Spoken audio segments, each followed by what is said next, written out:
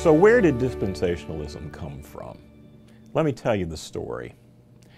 First thing to be said about a dispensational reading of the Bible is it didn't exist before the 19th century. In fact, it didn't exist before about 1820 or so.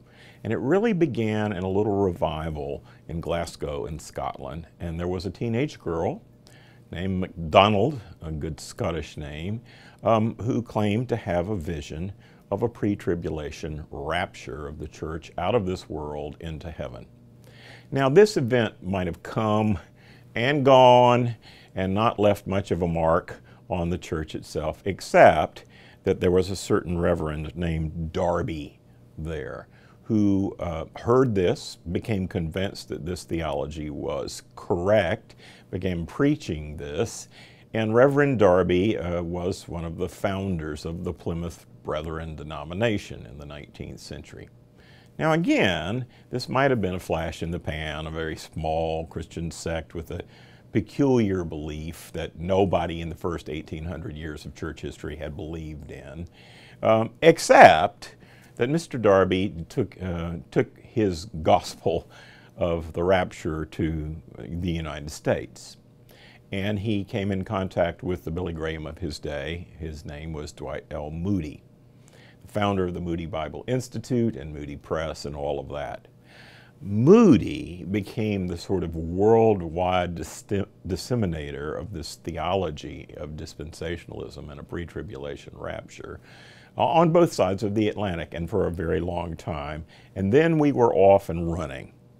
What happened next is there began to be novels, not the Left Behind series, but earlier novels. One was called Jesus is Coming, written by a Chicago entrepreneur who had become enamored with this theology of Dwight L. Moody. Moody Institute, founded in Chicago. He had a lot of influence in Chicago. Then even later than that, we have what is known as the Scofield Reference Bible.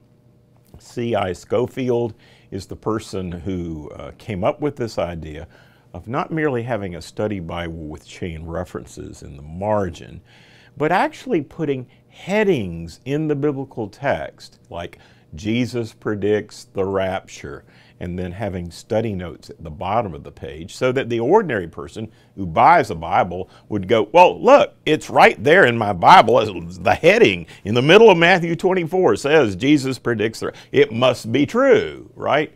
So we're really off to the races now in the early part of the 20th century with the Scofield Reference Bible and other resources. Somewhere in the mid-20s, this lay theological movement, and I would stress, this was a theological movement not based on the study of the Greek New Testament or the Hebrew Old Testament, but a lay theological movement that spread throughout the United States and in various places around the world. Somewhere in the mid-1920s, there was a felt need to shore up this theology with scholarly support and scholarly exegesis.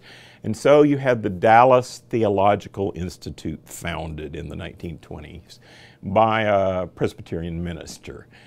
This eventually became Dallas Theological Seminary, so that you had two major centers of study of dispensationalism in America, one in Chicago and one in Dallas, and both in the Midwest of the United States. Now, if you study the history of Dallas Theological Seminary and you look at the names of their presidents, involving a lot of well-known names along the way, you'll discover that most of those folks continued to propagate the gospel of dispensationalism by writing books, various kinds of books like Armageddon and Mideast Oil by Professor Walvoord or President Walvoord.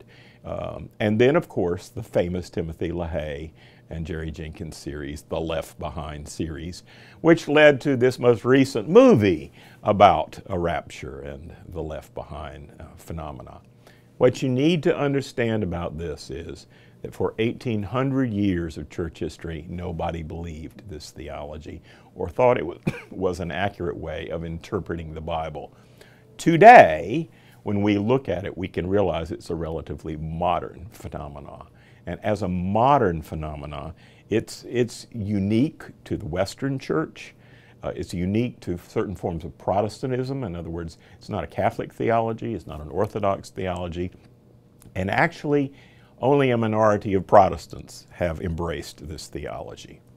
So what we need to say about this is that if it's not well grounded in the exegesis of the Bible, it should not be embraced. And in fact, it isn't. There is no theology of the rapture in the New Testament. So what I like to say about all this is the left behind theology needs to be, wait for it, left behind.